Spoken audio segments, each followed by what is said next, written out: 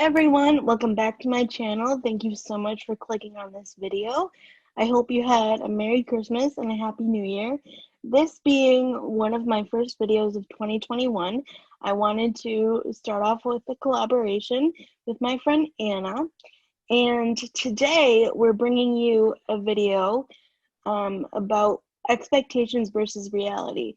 On her channel, she's doing the walker version, and on my channel, I'm doing the wheelchair version. So I talk about transfers, I talk about carrying things, I talk about being able to reach awkward things, if at all. So get ready for an amazing video, and I hope you enjoy. So the first fail or expectation is that it's hard to wheel and carry something at the same time. You guys have seen me have coffee, and I can't do this. Full disclosure, this is an empty cup. So this is reality in a perfect world where I would just be able to roll up to the table and drink my coffee without spilling. Editing Emily here. I know that you guys saw me with the empty cup of coffee because I didn't want to pour scalding hot coffee on myself. But I just wanted to show the reality that if I wanted to have a cup of coffee, I wouldn't be able to physically do it by myself because carrying hot liquids and wheeling yourself at the same time is very, very challenging, and it's not safe to do unless I were to have a mug like this with a lid on it. Another example would be a mug like this that has a closure lid that is made for both hot and cold drinks that I can just put behind me, and I have it behind me. The next challenge for a person in a wheelchair is awkward cabinets. Now this is right near my fridge, so I not only have to deal with that, but in a perfect world I have to physically turn myself around to get what I need. That's if I remember to actually do that and I'm not in a rush. And this is the reality of me hitting into the refrigerator sometimes and me forgetting to completely turn around because sometimes you're just in a hurry and you just want something quick and you see me struggling to open the awkward cabinet. And I'm left-hand dominant, so that's why you see me reaching with my left hand when I should be just reaching with the right hand. Editing Emily here again because I've gotten some comments about it in the past.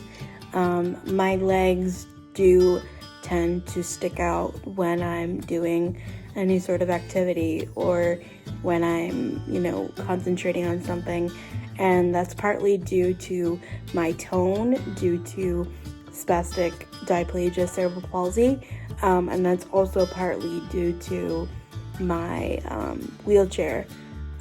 Sometimes just chairs don't really fit correctly. So yeah, that is why you see my tone kicking in and my legs sticking out. I would say another big struggle is rolling into carpeted rooms. That's why I chose this one, or rolling into any tight room, really. Rolling over carpet is really hard for me. But the reality is that going backwards is a lot easier than going forward because of gravity. You don't even think about any of these things until you're in a wheelchair. The next thing I wanted to touch on is organization when it comes to being independent, because as you can see, I have a little cubicle station where I keep a lot of my stuff, such as my dog stuff and, different medications and things like that. And as you can see, I'm having a really hard time and struggling some to open the bottom drawer. And I know what you're thinking. Yes, you can use a reacher, but sometimes different things work for different people. You can see that I can successfully open the drawer, but I can't really reach anything. So that's why I keep most of my stuff on the top two drawers and on top of the container itself. So I may look like I have clutter, but it's actually just organized so I can reach everything myself and be the most independent I can be. You never really realize how much you rely on routine and things to be in the right place until you are in a wheelchair, because they need to be in the right place so I can reach them.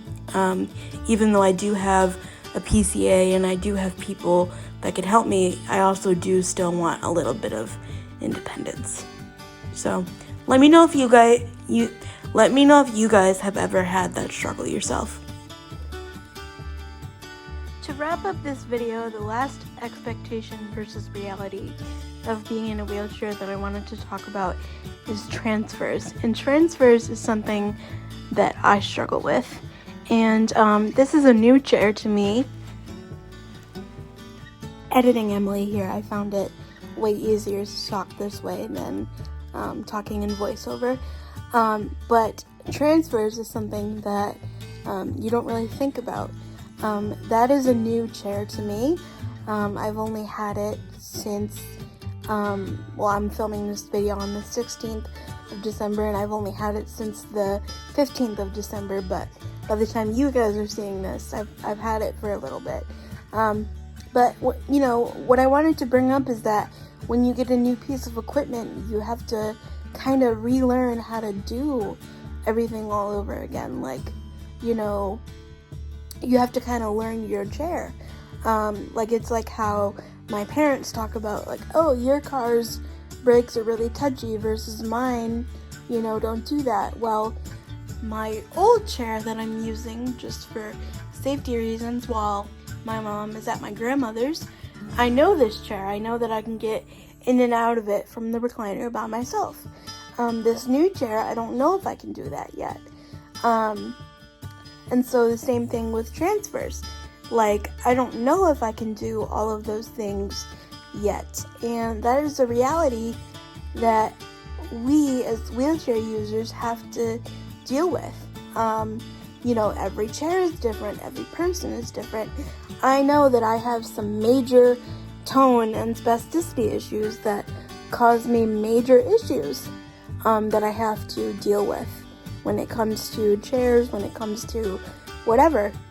So that's what I just wanted to share with you, is that transfers are not easy in the slightest, whether it's transferring in and out of bed, to the restroom, in and out of your chair, to a different chair, to the couch, to wherever. And sometimes in cases like this, they need to be relearned. And I hope that in vlogs that come out before this video that I will have it mastered. But as of today, Wednesday, December 16th, I do not have it mastered, and I am using my old chair, and that is why in the clip I had my mom help me transfer, because obviously they want what's best for you as well, and everybody just wants everything to be Well, safe. I hope you enjoyed the video. Thank you so much for watching, and don't forget to click that red subscribe button and turn on